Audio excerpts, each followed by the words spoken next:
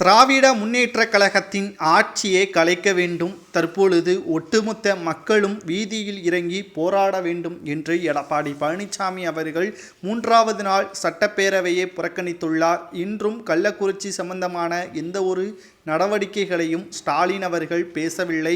குறிப்பாக 56ஆக உயிர் பலி எண்ணிக்கை அதிகமாகியிருக்கிறது. இதில் ஒட்டுமொத்தமாக திராவிட முன்னேற்ற கழகத்திற்கு மிகப்பெரிய ஒரு அவமான சின்னமாகவே இது மாறியிருக்கிறது. குறிப்பாக கள்ளச்சாராயத்தை விற்றது திமுக நிர்வாகிதான் என்ற ஆதாரமும் நேரடியாக அவரது வீட்டிற்கே சென்று சிபிஐ துறை அதிகாரிகள் கள்ளச்சாராயம் எப்படி காய்ச்சப்பட்டது, இதனால் எத்தனை நபர்கள் இறந்தார், முதலில் யார் இறந்தார்கள் என்ற அனைத்து ஆவணங்களையும் தற்பொழுது சிபிஐ துறை அதிகாரிகள் கைப்பற்றி இருக்கிறார்கள். குறிப்பாக சொல்ல வேண்டும் என்றால் காவல் நிலையத்தில் இருந்து 300 மீட்டர் தொலைவில்தான் இந்த கள்ளச்சாராயம் விற்பனை செய்யப்பட்டதாகவும், காவல்துறை அதிகாரிகளின் கண்முன்னே இந்த கள்ளச்சாராயம் விற்பனை செய்யப்பட்டதாகவும் தற்பொழுது நம்மால் பார்க்க முடிகிறது.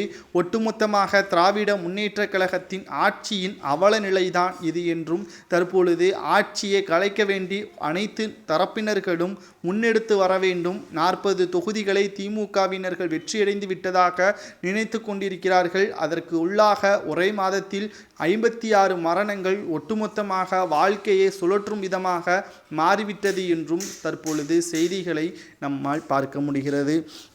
கிட்டத்தட்ட திராவிட முன்னேற்ற கழகத்தின் 3 ஆண்டுகால ஆட்சியில் மிக மோசமான ஆட்சியாகத்தான் பார்க்கப்படுகிறது.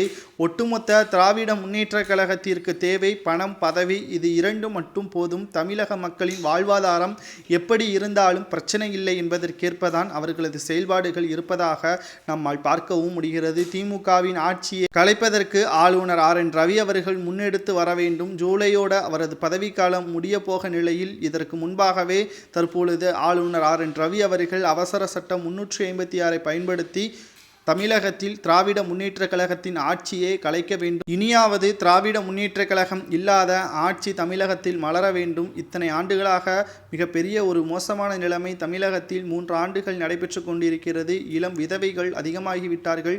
இளைஞர்கள், பாம்பர மக்கள்கள் தான் கள்ளச்சாராயம் குடித்து மரணம் அடைந்திருப்பதாக செய்திகளையும் நம்மால் பார்க்க முடிகிறது. முழு பொறுப்பையும் திமுகவினர்கள் ஏற்க மறுக்கிறார்கள். பணத்தை கொடுத்து சரிகட்டி விடலாம் என்று நினைத்து கொண்டிருக்கிறார்கள். எத்தனை காலம்தான் தமிழக மக்களை ஏமாற்றிக் கொண்டிருக்க முடியும்? நிச்சயமாக இது பேரிழப்பாக மாறிவிட்டது. தமிழக அரசு ஆட்சியை கலைத்துவிட்டு மீண்டும் தேர்தலை சந்திக்கட்டும். அப்பொழுது மக்கள் யாருக்கு ஓட்டுக்களை செலுத்துவார்கள் என்பதை பார்க்கலாம் என்று தற்பொழுது ஆளும் கட்சிக்கு எதிராக எதிர்க்கட்சிகள் அனைவரும் தங்களது கருத்துக்களையும் ஆளுநர் RN ரவி அவர்களுக்கு கடிதம் மூலமாக